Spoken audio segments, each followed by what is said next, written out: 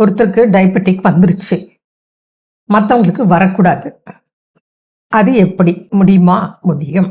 அதுக்கு என்னெல்லாம் பண்ணணும்? ஒன்று.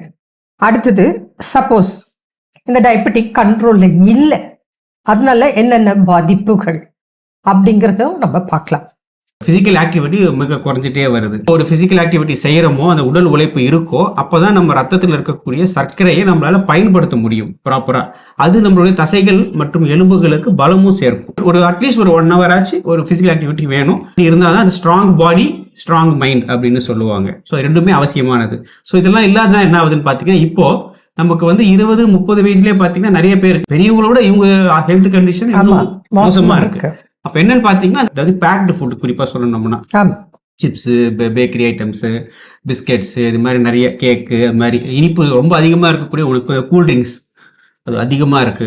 இந்த மாதிரி இருக்கும்போது ஒரு மனிதன் முறையான உடற்பயிற்சி, உணவு கட்டுப்பாடு, மூச்சு பயிற்சி, தியான பயிற்சி செய்யும் போது நிச்சயமாக அடுத்த ஜெனரேஷனுக்கு வராமல் பாதுகாக்க முடியும், தடுக்க முடியும்.